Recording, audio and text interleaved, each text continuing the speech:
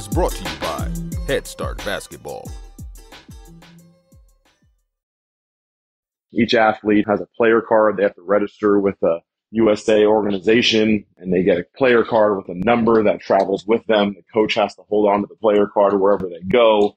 It counts how many days they're on their feet. It counts how many hours they're on their feet. Coaches have to log that. There's a transfer window, so you can't transfer from team to team during certain time periods. Todd Wolfson is the boys basketball head coach at St. Francis High School in California. In this episode, Jason, Todd, and I discuss the positives, negatives, and potential solutions to improve AAU basketball for the betterment of the game. Hey, Hoopheads, our friends at Dr. Dish Basketball are here to help you transform your team's training efforts this summer with exclusive offers of up to $4,000 off their Rebel Plus, All-Star Plus, and CT Plus shooting machines.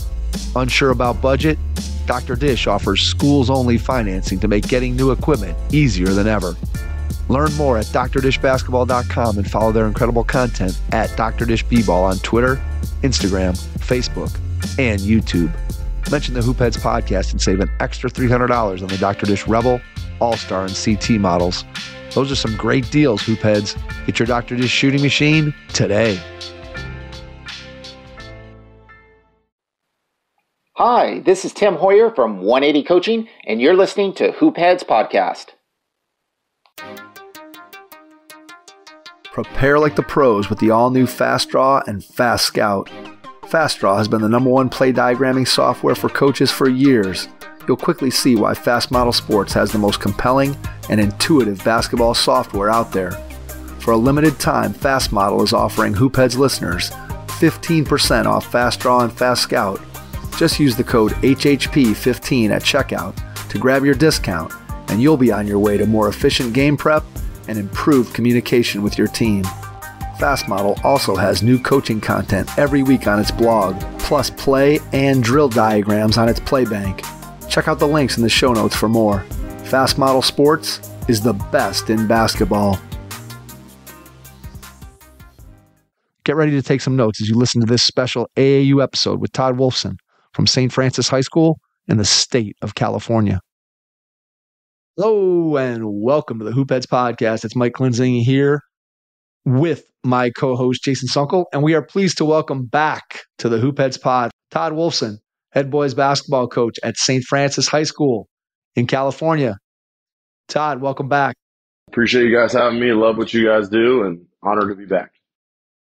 We are thrilled to have you on, and we're going to kind of take a different approach tonight and talk some AAU basketball. And anybody who is involved in the basketball world is touched, impacted in some way by this monster that we call AAU basketball. And what we're going to try to do tonight is talk about some of the positives of AAU basketball, some of the negatives that we see in AAU basketball, and most importantly, maybe try to provide some solutions, ideas, thoughts about ways that we can improve the system as a whole, maybe the way that you as a high school coach, an AAU organization, a parent, ways that you can maybe improve the experience in your small little world.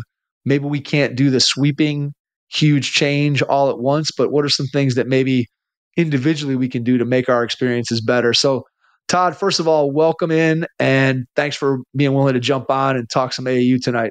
Again, appreciate you guys having me, and definitely a subject that's near and dear to me with being an integral part of what we do as high school coaches. I think back in the day there was a lot of coaches like, I'm not going to ever touch AAU. I can't be involved, and that's not for me. But now I think coaches realize you got to be affiliated in some capacity, whether it's just going to support your guys, even your high school current players. All right, let's start by focusing on some positives. Give me one or two things that you like about AAU basketball, or what are some of the benefits that you see to AAU basketball? If I had to give you two ones that always stick out to me, I think positives is the first one. It gives an avenue for guys to play. That love the game and want to continue to play and get recruited, and all that stuff. It definitely gives them an avenue. Sure, there's the negatives that coincide with that. But it does give guys that, shoot, if you want to play, you love the game that much and it means a lot to you, and it's probably better than doing some stuff, other stuff that kids, would do, getting yourself in a gym and working out and playing some basketball could be, there could be things that are worse for kids to do on the weekends. And I think it gives guys an opportunity to play. I think that's one of them. And then the second one is, I think it helps young coaches, especially.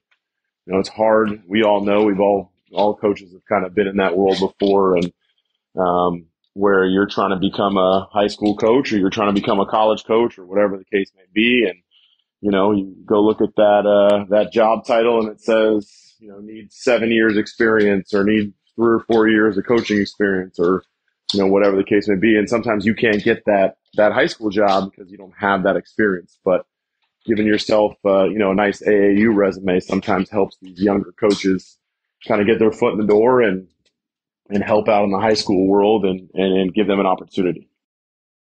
Absolutely. Let me piggyback on both of those ideas. I think when you talk about opportunity, you're really, what I think it allows kids to do is have another avenue, right? When we're talking about, depending upon where you are in the country, high school rules vary all over the country. Some places you can basically coach your kids year round. Other places you're limited in the off season to a certain number of days or a certain period of time where you can be working with your high school coach. So the opportunity to play AAU basketball, as you said, gives kids multiple opportunities to go at the game, hopefully be exposed to good coaching if they're in the right program with the right coach. And then I think maybe even more specific to the girls' side of the game, I think when you look at what AAU basketball has done for the girls' side in terms of providing more girls and young women the opportunity to play basketball at a high level and just get some experience. If you think back 15, 20, 25 years ago, if you were a female player, the opportunity to play basketball in the off season was pretty limited. It's hard to find a pickup game with all girls. Basically, you're looking at only the really, really good female players were able to go and play with guys and that kind of thing. And so I think the opportunity that's provided for young women, to me, is one of the huge pluses of AAU basketball. It's not as, I don't think, as pronounced on the boys' side, because boys could in the past find pickup games and find places to play.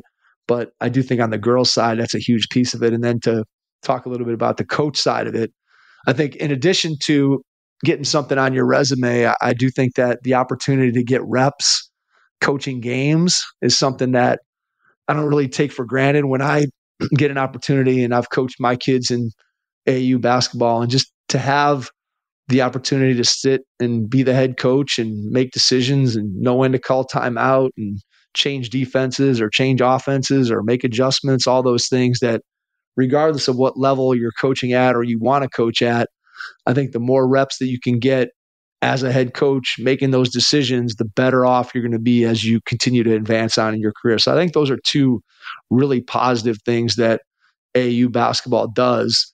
And look, when we start talking about what AAU basketball has become versus kind of where it started, I think back to, I'm 54 years old, and I think back to when I first started playing AAU basketball, probably at age, I don't know, 13, 14, 15, somewhere in there. And I was the general manager and my dad was the coach. And here in Cleveland, Ohio, there was maybe 2 teams of guys, and it was basically the best kids from all across the city. You're talking maybe 25 kids all together that played AAU basketball. And now you look at the way it's exploded and, again, provided opportunities, but also has morphed into something completely different than I think what it was originally intended to be. And I know that one of the things that I've heard you say and seen you talk about is the fact that AAU has kind of become what the rec leagues used to be like, but with a super high price tag. So let's attack the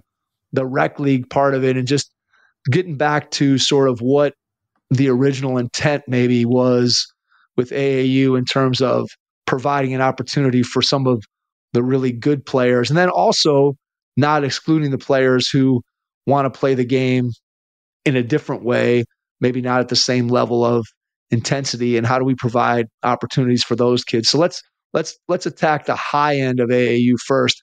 How do you envision that? I know you talked about getting things to be, if you want to put together an AAU club, that there should be some rules and regulations and requirements that are put in place. So let's talk a little bit about that idea. Yeah. So, I mean, right out of college, my roommate was a coach, soccer coach. And he coached a pretty substantial club soccer program that's now LAFC's kind of their feeder program. It's kind of morphed into that.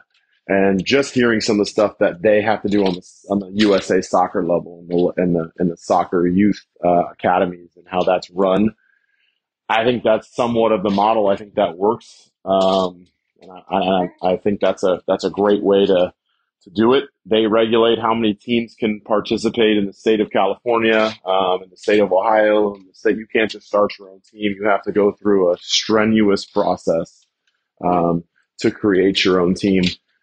Each athlete has a player card. They have to register with a USA organization, and they get a player card with a number that travels with them. The coach has to hold on to the player card wherever they go. It counts how many days they're on their feet. It counts how many hours they're on their feet. Coaches have to log that. There's a transfer window, so there's no jumping around this is like 9 years old. You can't transfer from team to team during certain time periods.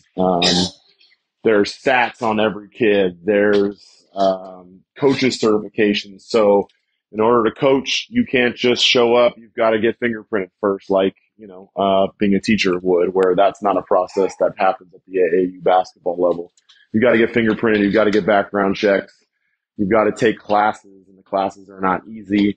You need to get a certain type of license to be able to coach, and you have to renew that license every couple of years. So you're saying it sounds very organized, Todd. Todd, you sound like it seems organized compared to what we see. Extremely organized, and you can't just show up in Crocs and a T-shirt and coach a game. Maybe, perhaps it's unbelievable. Yeah, it's unbelievable, and kind of how they do it, the meticulous way in which they kind of have every facet of the game. It's pretty cool to see, and it's done the right way. And I think they did that because we've been so far behind in the USA soccer world. We've been so far behind in soccer that they said, we've got to find a way to catch up. And we're not going to catch up to these other countries because we don't have these quote unquote academies and schools that kids are going to where they play soccer at 7 and 8 years old. So how can we clean this game up and make it so we can try to be as successful as we can? And this is kind of the model they came up with. And it's awesome. It is really, really fun. And it works. Do you think then that USA Basketball is the organization that's in the best position to be able to potentially affect this change? Yeah, I mean, I think they're the ones that, have the most skin in the game, the most money. I mean, you look at Olympic sport money that's, happens during the Olympics, it's astronomical. And what some people put into making sure, our country competes with other countries and et cetera. And I think they're the ones that are the conglomerate that would be able to do it, and kind of piggyback off the way USA Soccer does their model. It seems to be that way. And there's rogue soccer clubs that, don't play in the organization that all the best players play in. But as soon as one of those kids gets to a point where they're good, one of those better teams kind of snatches them up, and those teams fade real fast. Is kind of what I've heard. So I know a lot of people go, "Oh, people would start their own league." Yeah, they could. But again, it's like, why would you not want to be in the best league? And they have enough teams to sufficiently get, the majority of good soccer players in the area a look and a team to play on.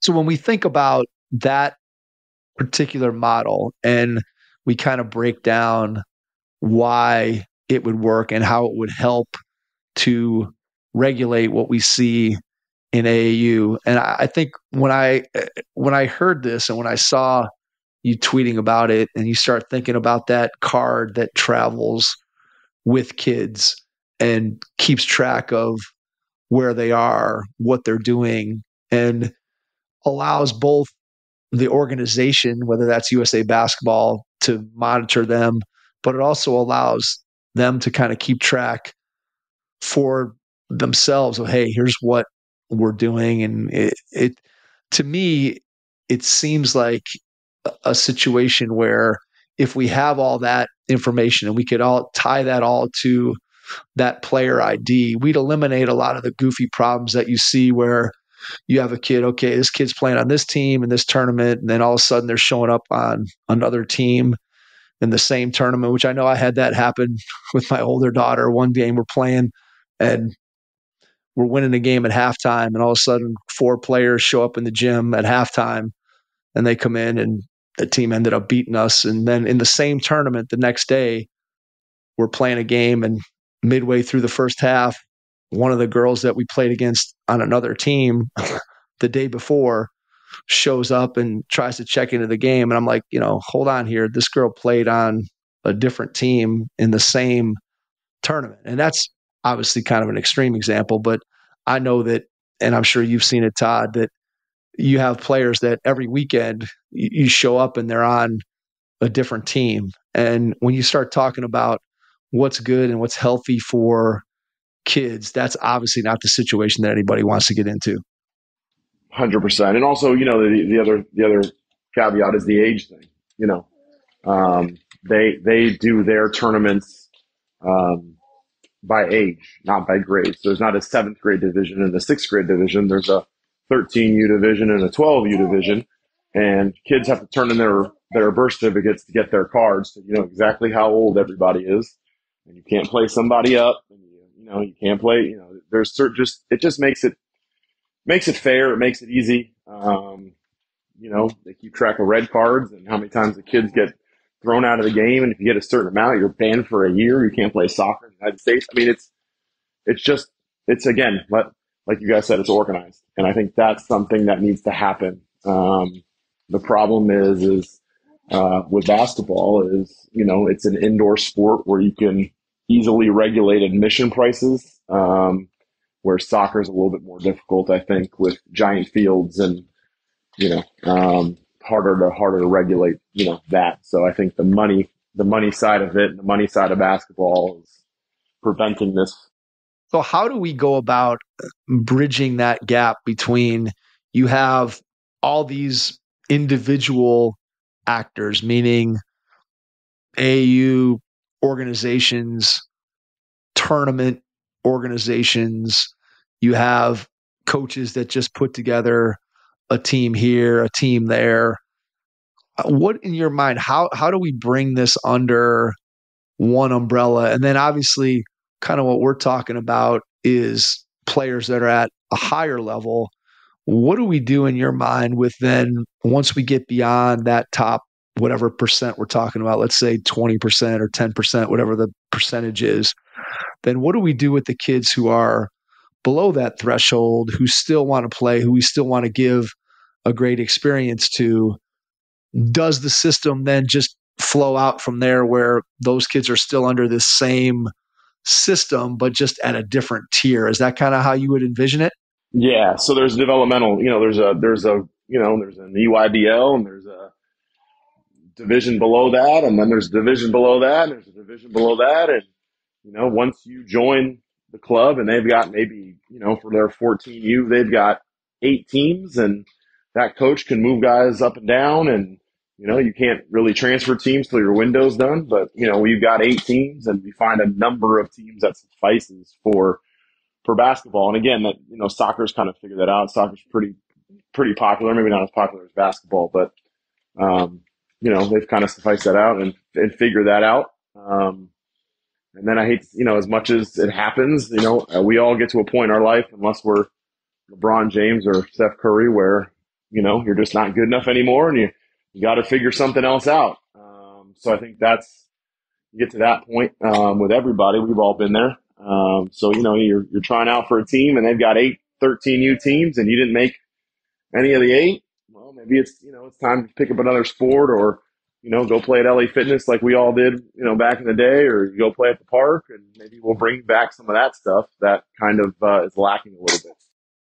It's just, I think, speaks to that idea that AAU basketball has just become a catch-all for every single player.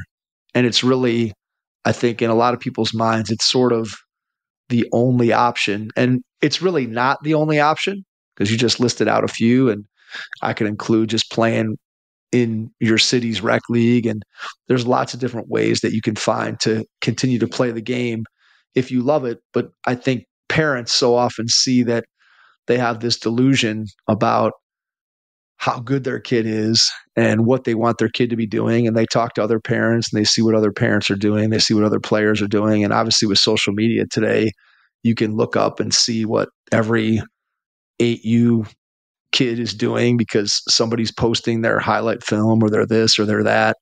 And it makes it a challenge for parents to be able to navigate that process and figure out, hey, what's the best way for my kid to get what they want out of it? And I think it's hard, right? Because so much of what happens in youth basketball is driven maybe not so much by what the kid wants, but by what the parent wants. And then to go along with that, what the AAU club or the AAU coach wants. And then they kind of put that pressure on the parents, who then conversely put the pressure on the player to participate, even though it may not be exactly what the player wants. I've always said that when I think about, especially talking about like the lower age groups, when you're talking about 7, 8, 9, 10-year-olds, there's very few, at least in my experiences, Todd, that there's very few kids who are 9 years old that want to drive an hour to basketball practice 3 times a week, practice for 2 hours, and then go play 6 games with an official and a scoreboard in front of mom and dad. There's very few kids, I don't care what the sport is, but obviously in this case, basketball, there are very few kids who want to do that. There are some, but those kids are few and far between. And I think that we kind of push kids into a system that probably isn't intended for the masses, that probably would be much better. We'd be much better served where the kids who want that kind of experience have access to it with the system that we described earlier.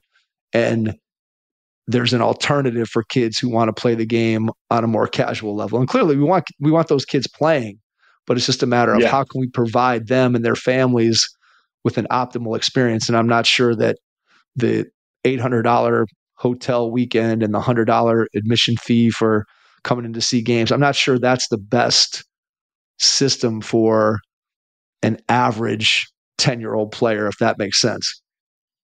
Yeah, for sure. I mean, I joked around with a high school coach the other day. We were talking about, does anyone have open gym anymore? He said, I used to have open gym, but stop, just for kids in the community to come play, just come here and play. If you want more games and you want to play, come play. And I'll sit here and call fouls and break up fights if I need to. But, he's like, kids, just stop coming. Hey, coach, I got an AAU practice. Coach, I got a training session. Coach, I got this. Coach, I play tomorrow in a tournament. Kids, just stop coming. So he's like, I stopped doing it. And it's kind of sad that, that's kind of what it's come to, where for those kids that needed some reps and need some games, instead of having to pay all that money, they can just go to like a local high school. I'm sure coaches would be all for it if that came back. I'd open up my gym all the time and let kids just come run in the community and play and get some reps in and just do it that way. The challenge of getting kids to play pickup basketball is one that in a lot of ways I have a hard time wrapping my head around it still, because it's just so different from the way that I grew up in the game. I say all the time that I had an opportunity to play high school basketball, I had an opportunity to play Division I college basketball, and still some of my best experiences in the game happened on the playground or in a gym playing pickup basketball. Those are some of the things that I remember probably more than some of the things that I played, organized basketball. And this was not this past fall, but the fall prior, before my son's junior year of high school, we had access to a gym, and we probably had, I don't know, an email list of 25, 30 players that my son had played with or against over the course of time. And we sent emails out to all those kids saying, hey, we've got a gym on such and such a night. We're just going to come up, play some pickup basketball, kick in a couple bucks so that everybody can cover the court costs. And we're just going to play and try to make it a good quality high school basketball pickup game. And first week we had maybe 9 guys. So we played some 3-on-3. Second week we were down to 6. And by the third week we had like 2 people. And then we stopped trying to do it because we just couldn't get kids to show up for it. And to me, it was just a sad commentary kind of on where we are in terms of pickup basketball. And everybody just kind of grows up from the time they're, again, 6, 7, 8 years old, and they don't think it's real basketball if they're not playing with an official and with people in the stands and a scoreboard on. And it's the death of pickup basketball, I think, is a huge part of sort of why AAU has developed into the monster that it's become. Yeah, I agree. I mean, I joking with my coaches the other day. We had an eighth grade practice, and we kind of let them play a little bit. And we rarely play 5-on-5. Usually what we do is a lot of 3-on-3, playing 5-on-5. And about 10 eighth graders in the gym. And I said, check it up. Check it up. And the kids had no idea what that meant. Right. I'm like, you guys don't know what check means? You have no idea. Coach, I don't understand. I just hand the ball back. I'm like, no, you turn it, you check and see, make sure your guys are matched up and ready to go, and you give them the ball back. And I'm just like, man, what does this come to? And it was a sad day. I shed a tear after that one. When you think about pickup basketball and you just think about what you learn from that and being in that environment and sort of the creativity and the looseness and the just ability to experiment or to fit in with the team or to be at a place where there might be 6 or 7 teams waiting, and if you lose that you're going to be sitting for an hour, or maybe you just go home because you're not going to get back out on the court. And kids that grow up in the AAU culture, they don't ever get to experience that, because if you lose, you just end up going to the losers bracket and there's another game coming regardless of that outcome. And so I think when we talk about trying to fix the AAU system, what we're really trying to talk about is how can we provide an optimal experience for the kids who are participating, and whether that's kids at an elite level that need one thing, or we're talking about kids that are at some level beneath that. We want to be able to provide them with the best experience in the game that we possibly can, and also be able to sort of relieve the pressure that parents feel, both financially and in terms of what they think their kid is going to ultimately achieve in the game. Because you can walk around any AAU tournament, and if you go watch 8, 9, 10, 11-year-olds play in an AAU tournament and you see the behavior and you listen to the conversations with parents on those sidelines, the amount of delusion that is out there in terms of their kids' ability to eventually be recruited and play college basketball, and just the level of seriousness that people ascribe to an 8-year-old's AAU basketball game. I mean, it really is crazy. I always say that I'd like to just walk around, and now that I've had my son who graduated this year, and he's fortunate enough to be able to get an opportunity to go and play Division III basketball next season, just if I could walk around and give parents one piece of advice, it would just be, hey, calm down. It's going to work out one way or the other. And it's probably not going to have much to do with you. It's going to have to do with your kid and what they ultimately decide to do in terms of how they practice the game and how much they love it and how much time they put into it. And what you do as a parent is probably going to have not a whole lot to do with whether or not your kid ends up achieving, whether it's hopefully it's their dream and not yours as the parent. But I think that parents get so caught up in what's going to happen next, and can my kid get an opportunity to whatever, go to this high school or go to this college or whatever it might be, that I think that parent education piece, Todd, to me is always a big part of trying to figure this equation out. Yeah, I'm with you 100%. It's just hard. There's so much bad information out there. There's so much FOMO. Oh, Johnny's playing this weekend. Oh, he is? Yeah. Oh, I got to play them too.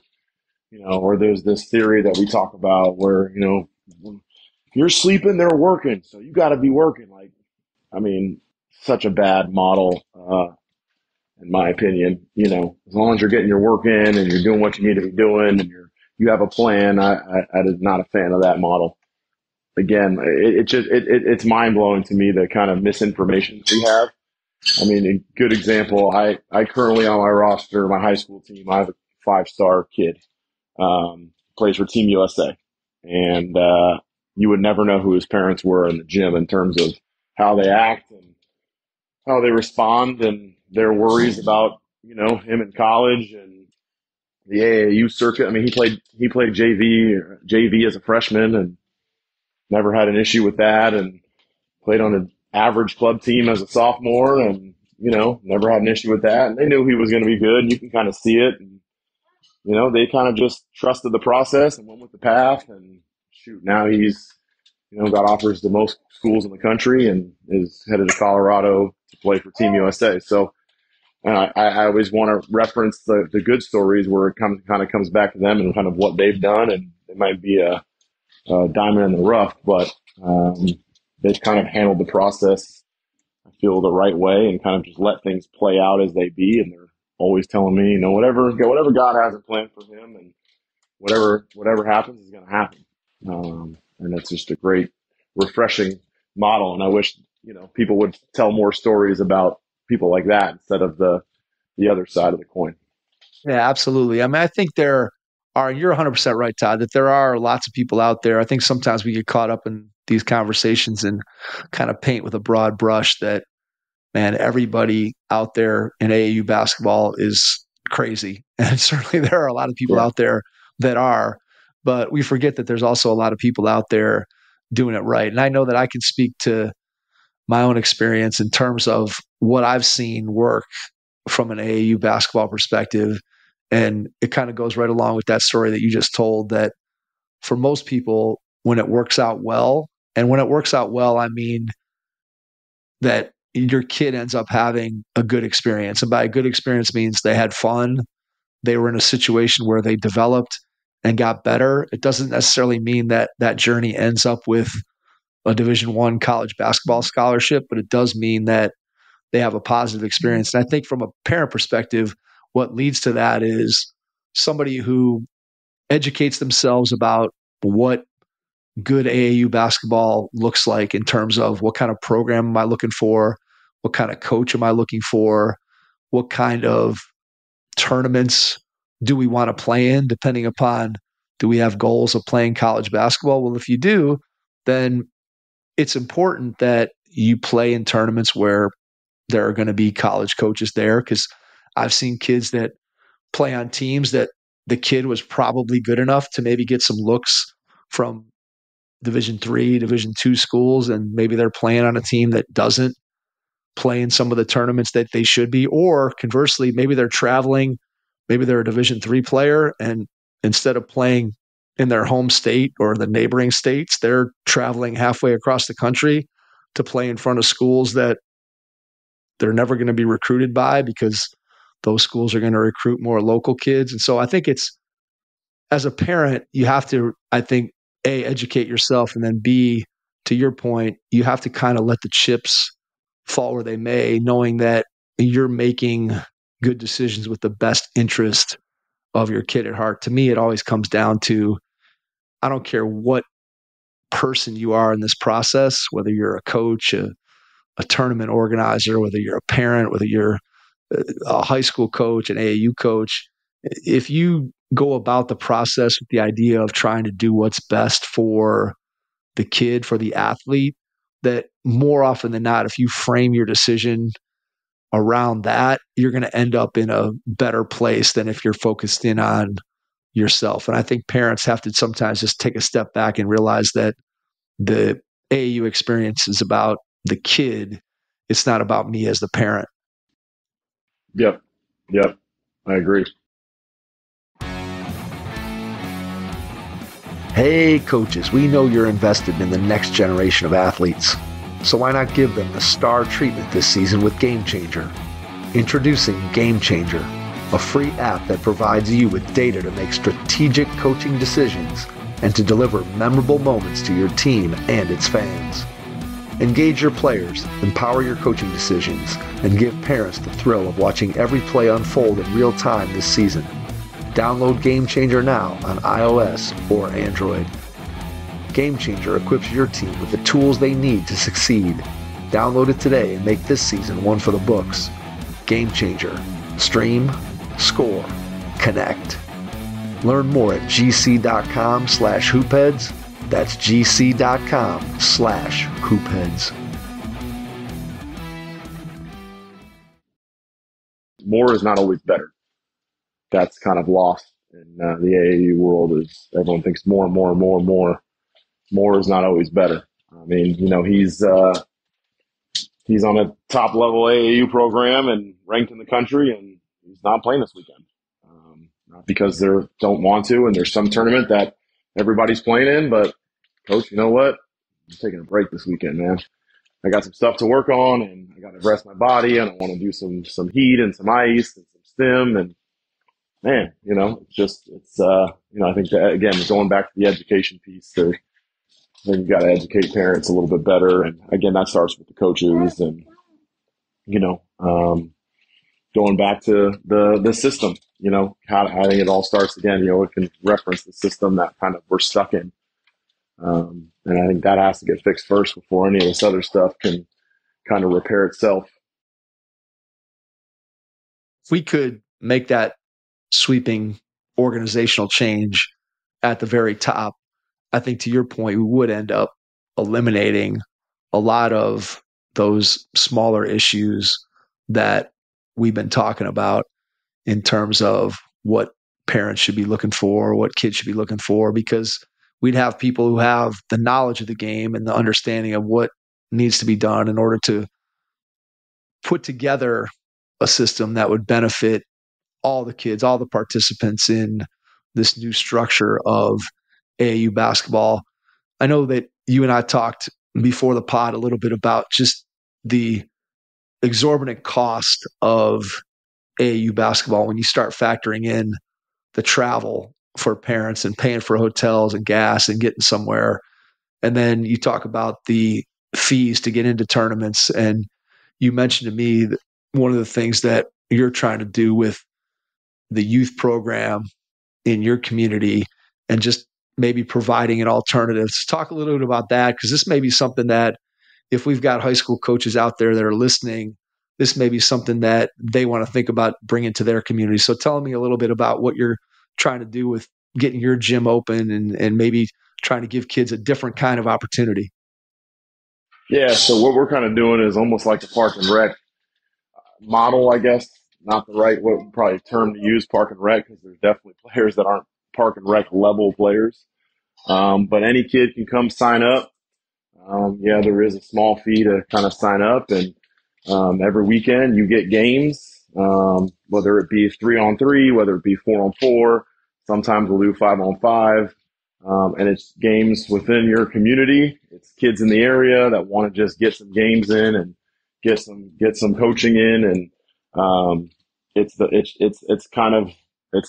pretty simple, to be honest with you. It's not rocket science. The kids are just kind of getting their games in if they want to play games, and it's structured, and we've got officials that are high school officials and not officials that are, they've done 45 games that weekend. It's, guys that take their job seriously, and there's no fee at the door to get yourself in there. So if grandma and grandpa on both sides want to come watch and play, it's free to get them in. There's a small money that gets made, but it's not anything that's even close to kind of what's happening in the world today. And it's just very simple plan just to try to get kids in the community to play and compete against each other. So again, also, from a family standpoint, parents aren't driving all the way, 8 hours a weekend and, staying in hotels and not spending time with their family. And, it's a couple hours a weekend and they can get home and within 10 minutes and spend their weekend with their family. What kind of feedback have you gotten from parents that you've talked to?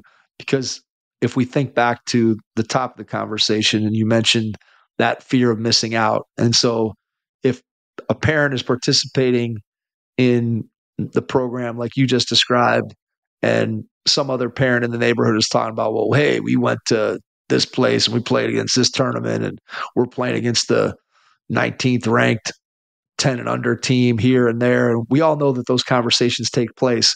So what kind of feedback have you gotten from parents who are participating? I think it's been, you're going to lose I always say the 1% is have a different deal. Are we getting the best sixth grader in our area to come play all the time with us? He comes every once in a while, but, he's playing in big time tournaments. So, hey, I get that. And, he wants to do that and his family wants to do that. That's their decision. We're going to be here and we're going to do it this way. And, for the other 99% of those kids, they love it. They absolutely love it. And it's helping a ton. It's keeping families close to their house. It's, letting families kind of be together for the other 10 hours of the day instead of spending, 40 weekends a year in a hotel room where, maybe dad is with the son at a AAU basketball tournament and, mom's with the daughter at another tournament somewhere else and they rarely see each other. And, I can keep going on the reasons why AAU is is not the greatest. This kind of keeps everything close and local and, the top players play against the top players. So if you're a better kid in the community, you're not playing against, Johnny, who's, picking up a basketball for the third time in his life. Johnny will play against another guy who's doing the same thing. We kind of just break them up into groups based on their skill level and let them play. Not too much instruction, a tiny bit, but it's more about just getting them games close to home and getting them a good experience.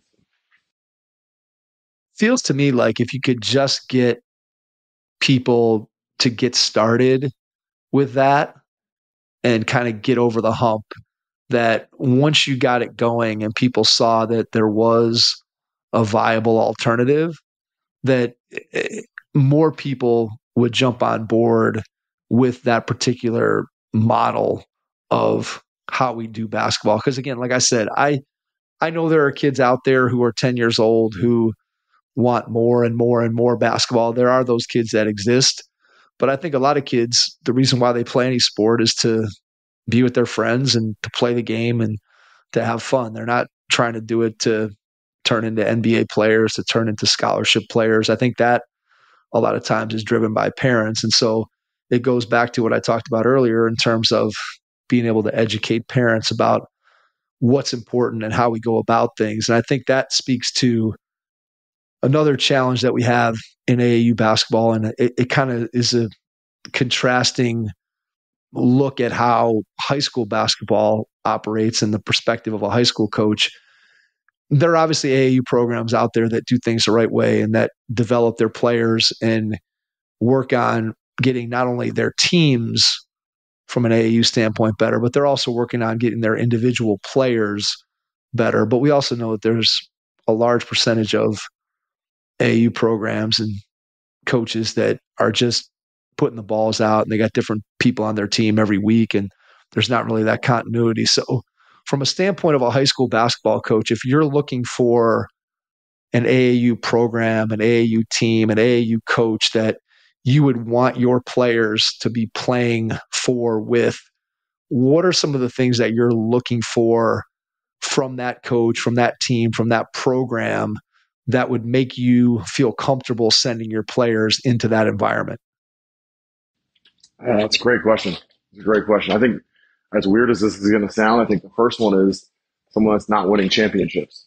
I know that sounds weird. Like, why would you want kids that aren't winning championships? But there's a really good program in our area that doesn't win very much, but they play up a level. They challenge their kids. They always play in the Platinum Division, which is the highest one in the little area we have here. And they're probably not a Platinum Division team. I think he told me that they've won like 7 games in the last 40 something. And every year it's the same thing. And he does that every single year. And got 3 of his kids and two of them have gone to Division I scholarships, and one is on his way. So it's pretty impressive, that model. Again, he tells his parents straight up, if you're concerned about a championship, you're concerned about winning a ring, if you're concerned about how many points we win and lose by, this program is not for you. My sole goal was to make your kid a better basketball player, to make him understand the game, and to get him ready for high school basketball coach. And it's a great program. It's a great program, and he does it the right way, and been successful for many years. So I think that's kind of something I would look for. Guys that, coach, I won. We have probably all gotten these emails. At least maybe I'm the only one, but hey, my son Juan's interested in coming to your school, and he's won 42 championships since he was in third grade, and he scores 14 points a game, and he won this trophy. I'm not interested in that person. That's not my style. That's not something the coaches are most high school coaches aren't really looking for. How have you started to think about the role that you play as a high school coach in the recruiting process when AAU basketball has become so important to college recruiting? When you think about, from the perspective of a college coach, the ability to go somewhere in a weekend and see and evaluate a large number of kids versus going to watch a singular high school game where maybe I'm watching one player, maybe two. If you're talking about high level high schools, maybe there's multiple players in a game that a coach would be evaluating, but certainly it's much easier to see a large percentage of players in a weekend in a big AAU tournament, which has increased the importance of AAU basketball in terms of recruiting. I think about my own experiences, Todd, as a parent with my son, and basically during his junior season as a high school player, he played maybe 10 minutes a game and didn't do anything that would in any way, shape, or form probably lead you to believe that he would have the ability to play college basketball.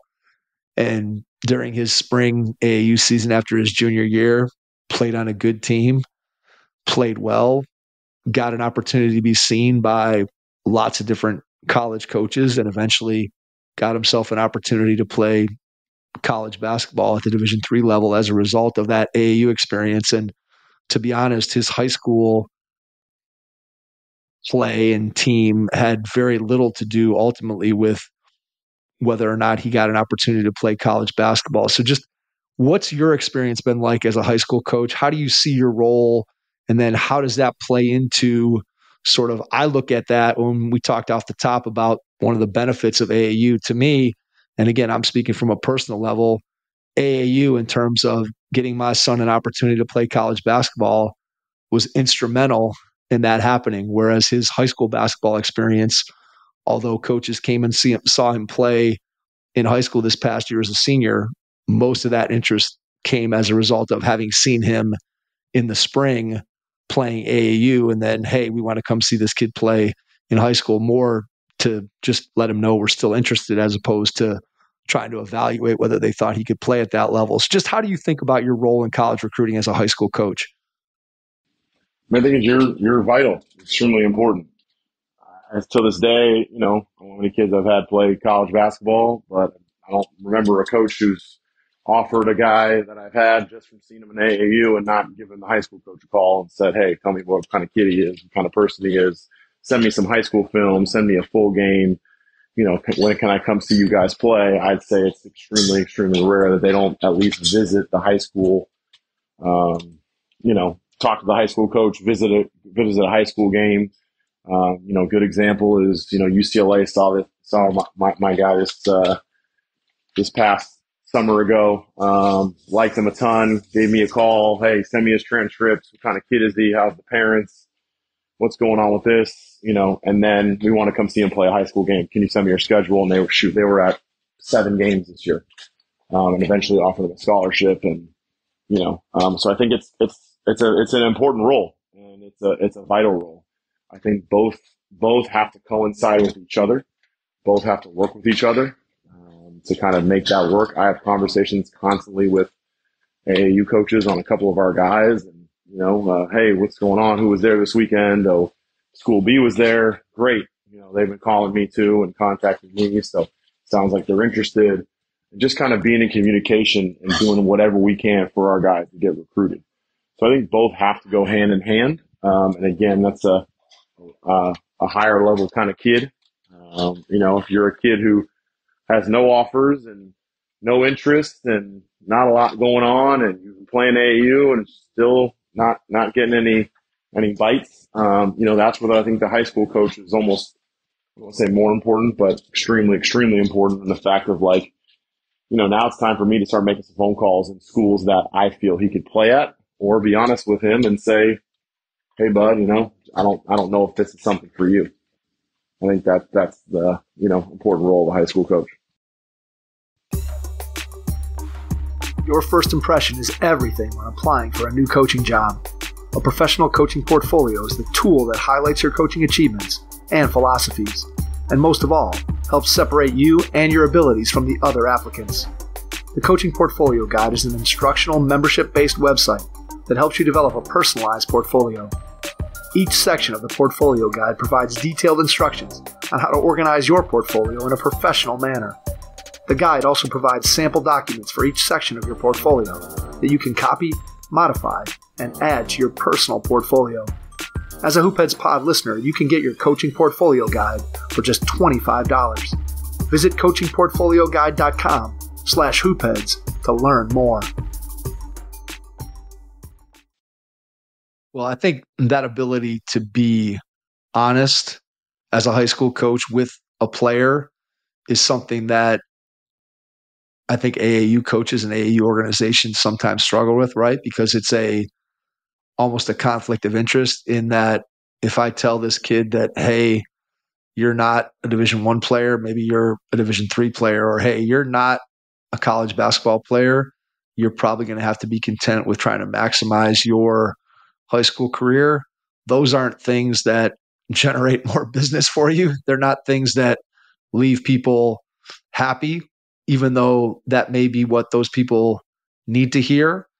It certainly isn't what they want to hear. And we all know that when people don't hear what they want to hear, oftentimes they go and try to find somebody who will tell them what they want to hear, even though it's not really helping them. And it's just continuing that delusion of what may be waiting at the end of a player's high school career. So I think you make a great point that you have to be able to have those honest conversations with players, with their families, so that they understand exactly where they're at. And then ultimately, again, to me, you're trying to put your kid, at least as a parent, from that perspective, like I want my kid to have the best experience possible. So I want them to have the best high school basketball experience possible. I want them to have the best AAU basketball experience possible. And if they're fortunate enough to be able to get an opportunity to play college basketball, I want them to be able to have the best college basketball experience possible. And does that mean that they have to win every championship? Does that mean that they have to be the kid that gets 15 or 20 shots in a game? To me, no. Like I want the ultimate experience to be one that when that kid looks back at it 20 years down the line, that they say, man, it was awesome to be a part of that high school basketball program, or man, I loved my AAU experience, or man, I went to the right college because it ended up being a place that I fit in academically, socially, and the athletic piece of it, and the coach and the relationship and all the things that I built while I was there for 4 years are all things that are still impacting me 20 years later. And I think so many people just get caught up in that short term of, hey, what's next and what can I get out of this? And I think a lot of people have an unrealistic view of what they're trying to do. And I think if people step back and look, parents are well-meaning and everybody loves their kid and wants what's best for them. Unfortunately, sometimes I think we get caught up in what's right in front of us. And don't get me wrong, like I've been there before and I've had things that have happened on teams or decisions that coaches have made that I haven't necessarily been happy about because of the way it impacted my kid. But you also have to be able to take that step back and understand that there's a bigger picture and there's more important things at play than just what's right in front of you in the moment. I think that if we can help people to understand that, I think high school coaches play a big role in that, because clearly spending the amount of time that you guys do with your players and with your families and getting to know them and to be able to have those kind of honest conversations, to me, that ability to be honest is such a big part of being a high school coach. For sure. I mean, there's a thing I always go back to, and I tell parents this at our parent meeting, and, we have like a 8th grade day at our campus where 8th graders can come and talk to coaches with parents and, stuff like that. And I always tell parents the same story. I tell them, there's a study done that discusses the most successful people in the world. And the research shown that the most successful people in the world are those that have had the most amount of good role models in their lives growing up. And that is a huge factor in the success of individuals. So I tell parents a lot of times, like, you need to do your research before you play on an AAU team. You need to do your research before you, join a high school and decide to have a coach that you're going to entrust to your kid. And do your research and find people that are good role models that are going to look out for your kid. And then once you've made those decisions, stick with them. Usually your gut decision is a good one. Obviously, every once in a while you make a bad one, but stick with them. And let those people do their job. Do your research, do your homework, and kind of let them do their job. I always reference, it might not be the best one, but if I was going to have knee surgery and, I'm not just going to go, all right, well, whatever doctor, shows up is the one Right. I'm good with. You're going to do your research and you're going to find the best doctor that you feel, and you're going to find one that's maybe has good references and has good reviews and is highly touted. And you know what? I'm going to trust this doctor. And once you decide to trust that knee doctor, you're rolling with it. And I think that's similar to, we're not doctors, but your kids' high school and AAU experiences.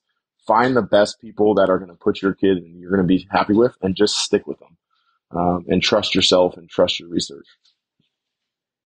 Yeah, too often you see people jumping from one AAU team to another AAU team, in a lot of cases jumping from one high school to another. And now with the transfer portal, you see players jumping from one college to another. I know I saw at some point a tweet that there was a kid in the transfer portal that they listed his previous 8 years where he was, and he had been at 4 different high schools and was going to be his 4th college since he got to college basketball. And you just think about like how beneficial can those experiences be to that kid and his development, as forget about as a basketball player, but just his development as a human being. I mean, I think it's crazy when you start thinking about just the amount of movement and the lessons that we're teaching kids when it comes to those things.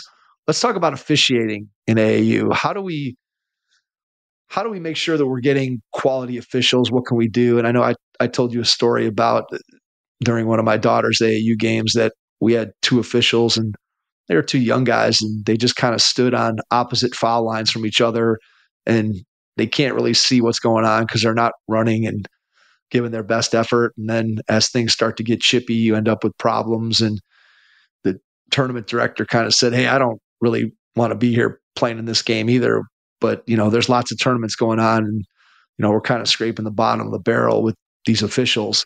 And I think there has to be, it goes back to, I think, what we talked about off the top in terms of sort of reorganizing how this whole thing works. But when you think about officials, what's the solution there? I think I have an idea, but I'm curious to hear what your thoughts are.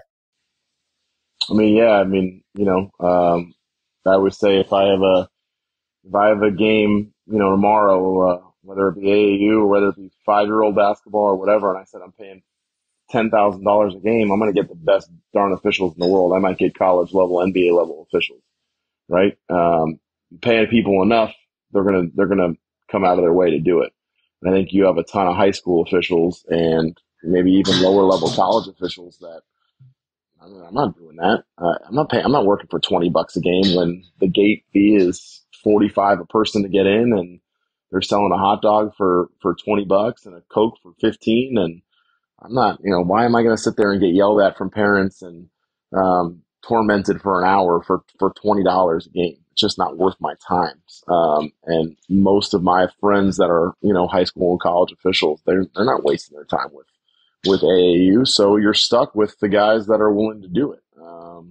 And sometimes not their fault, but, I think it goes back to the organizational model, but, then again, the tournament organizers, and, if you want to pay $20, you're going to get a $20 official, and I unless you want to pay guys more money, this is how it's going to be.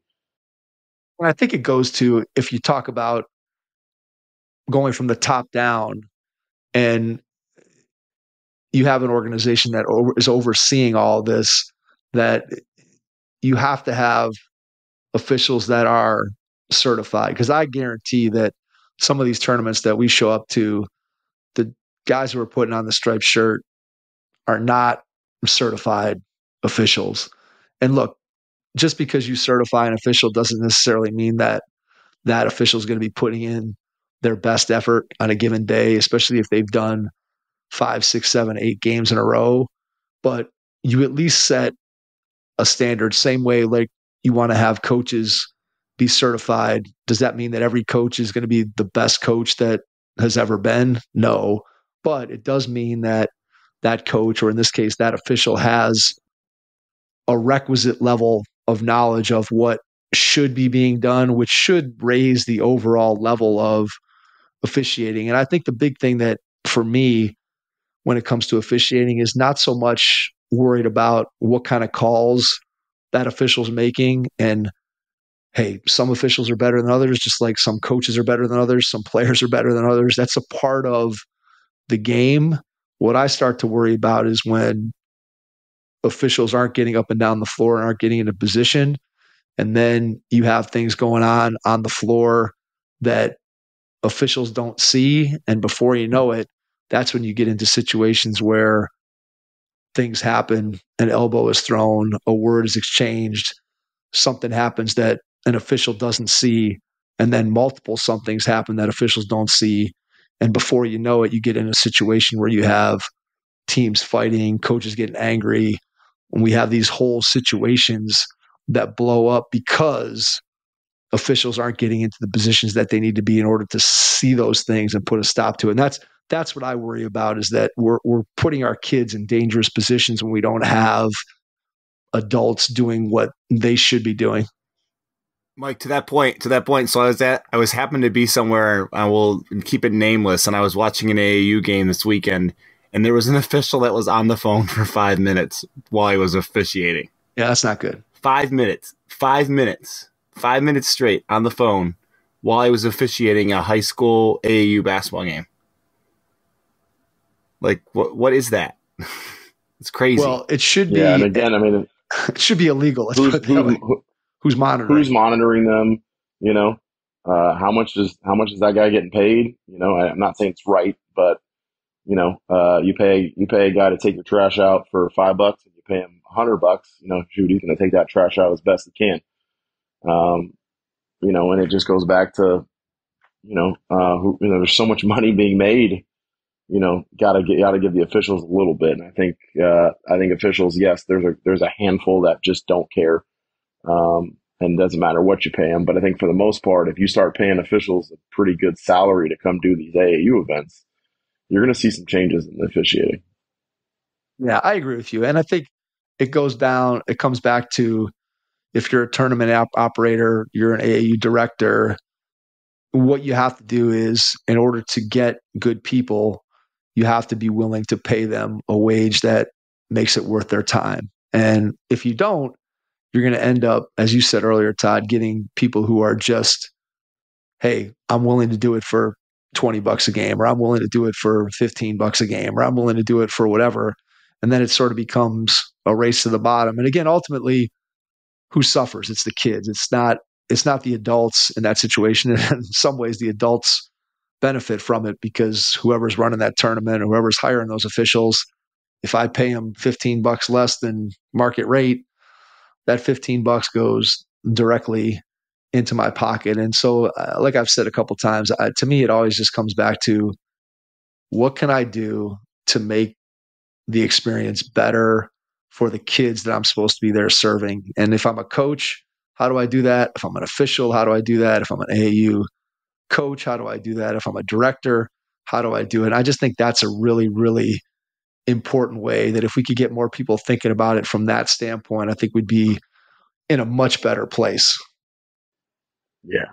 Yeah. I mean, I'll never forget, I saw an official one time, and I guess I respect the hustle a little bit, but he went and officiated 2 games and then took his referee jersey off, and he's coaching on the sidelines, coached a couple games and officiated a couple more games. And he probably had a great financial weekend. And, Yeah, absolutely. for him that, that made sense, but why that's allowed and how that's allowed and why the system allows someone to do that is not what we should be doing. It's a disservice to the kids that's being officiated, and it's a disservice to the kids they're coaching. I don't care who you are, reffing 5 games and then having to coach a bunch that you're not giving your best effort.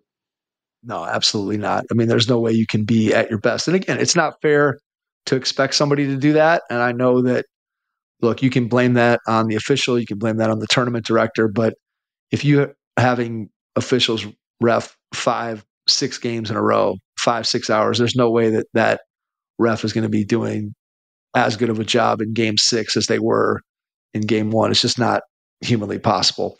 All right, let's leave the refs behind.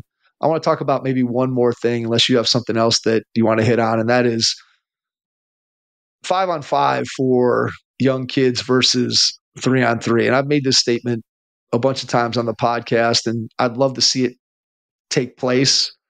I don't know how we do it because it kind of goes back to helping parents to understand the benefits of 3-on-3 versus 5-on-5. But just share your thoughts about why you think that 3-on-3, if we could get our kids, especially at young ages, playing more 3-on-3 and less 5-on-5, why that would benefit us as a country in terms of basketball and what it would do for our youth players.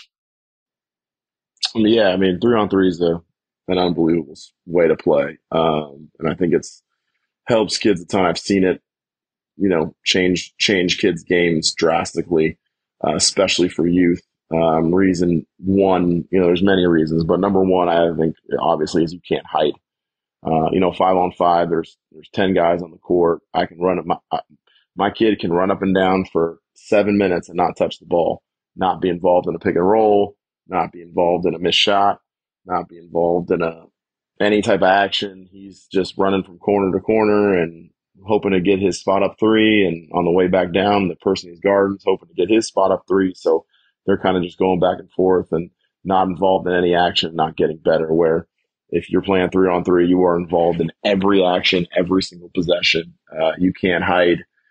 There's a guy, we've all watched probably 3-on-3 at the highest level, and if you can't guard, they're going to go at you every time, and they're going to get you in switches, and they're going to get you moving, and they're taking advantage of any weakness you have. So, reason number 2 is going back to, obviously, 1, you can't hide, and 2 is any weakness you have, it gets exploited immediately. If you're tiny, you're getting posted up every play. If you're slow, we're going at you from an attack standpoint. I think, it's very, very good for our youth kids to be playing more and more 3-on-3. Just because it's kind of what you'll see in a small, in a 5-on-5 game. Eventually you'll kind of see that, but 3-on-3 is the best for development, in my opinion.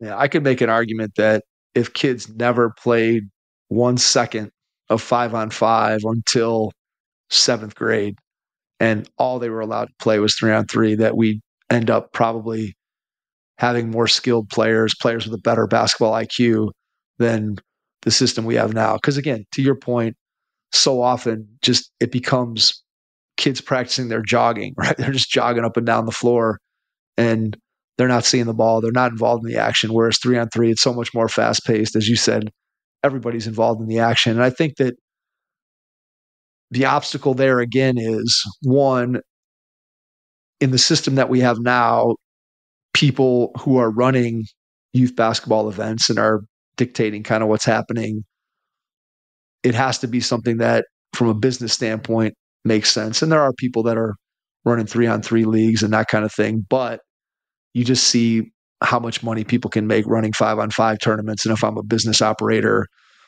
I don't see the benefit in switching my model and going to 3-on-3. And then conversely, I think with parents, it's sort of a self-fulfilling prophecy there where parents want to be where everybody else is, and where everybody else is playing 5-on-5. And if I'm somehow playing in this 3-on-3 league instead of chasing 5-on-5 in AAU, I feel like I'm missing out on, quote, the real game. The real game is played 5-on-5. And for people who don't understand, again, how young players develop their skills and become good basketball players, you have to be able to be involved in the action. And that's offensively, defensively, that's with the ball, that's without the ball.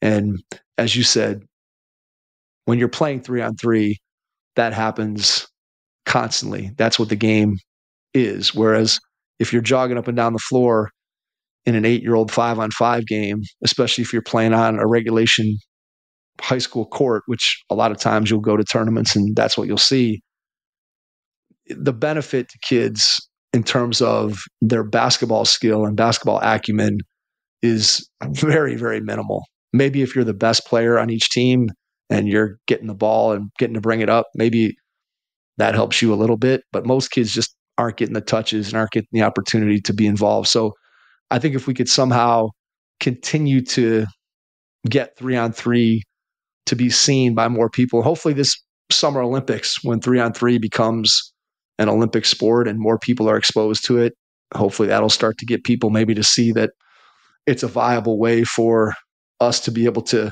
continue to develop our kids. So we'll see if we can get that done. I'm not sure that long term how much we can do that, but I think if you're out there and you're listening, the more you can get kids in your community playing 3-on-3, the better off they're going to be.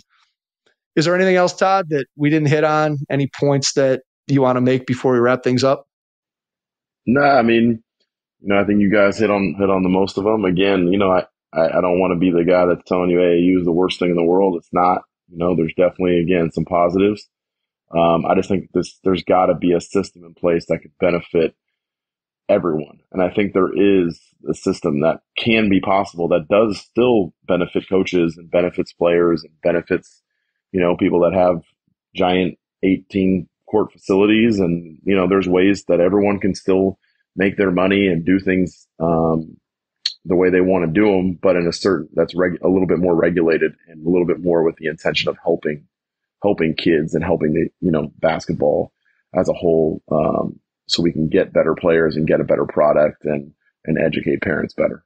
Well, and I think that, as we've said a couple times on the pod, I think that 98% of the people out there want to do what's right by the game of basketball. And I just think about what we've experienced on the podcast and just the number of people who care about this game and want to see it be better. And I think ultimately that's kind of what our mission is here. And that's, I know, when you're putting things out there and talking about some of the things that you see and ways that we can make it better for everybody involved. And that's, I think, the goal, that anybody who loves the game just wants to see the game grow and see the game get better. And I think there's a way that we can, as you said, figure out how to maximize the experience for the people that are involved in it and maximize it in such a way that we're not gouging the people financially who are choosing to be a part of the system. And yet at the same time, we're not limiting the ability of people who have started businesses and who run tournaments and who organize and do all the work. Look, let's face it, it's not just nothing to be able to put together a tournament or put together an AAU program. Like, that takes work if you're doing it right. And so we certainly don't want to deny those people the opportunity to be able to have a business. But to your point, I think if we go back to the top of the conversation and just thinking about an overarching organization that could require certain things in order for you to be an AAU coach, in order for you to be an AAU tournament operator, in order for you to participate in the system, you would have to be educated and also educate the people who are a part of your program, including both players and parents. And if we could move in that direction, I think here in the United States, we would have youth basketball in a much better place. Todd, before we get out, share how people can get in touch with you, reach out to you, social media, email, website, whatever. And then after you do that, I'll jump back in and wrap things up. Awesome. Well, again, thanks for having me, and love the conversation and appreciate what you guys do to help move the game in the right direction. You can follow me on Twitter, or now it's X, I guess. My handle is Coach Wolfson, Wolfson. And then I'm on Instagram. My Instagram handle is Coach Todd Wolfson, Todd, my last name, Wolfson. And yeah, if anyone wants to reach out, I'd love to help anybody that wants help, and give them my 2 cents and kind of my experience of, 17 years being a high school varsity head coach, and kind of what I've seen, and my advice. Be happy to help anybody that wants some help and advice getting through the game. Todd, love the conversation tonight. Hopefully we were able to maybe jumpstart some other conversations, and we can continue to maybe move this thing in a direction that benefits everybody involved. So Todd, to you, thanks for coming on. Really appreciate it, being a part of it for the second time. Look forward to doing it again in the not too distant future. And to everyone out there, thanks for listening, and we will catch you on our next episode. Thanks. Thanks for listening to the Hoop Heads podcast, presented by Head Start Basketball.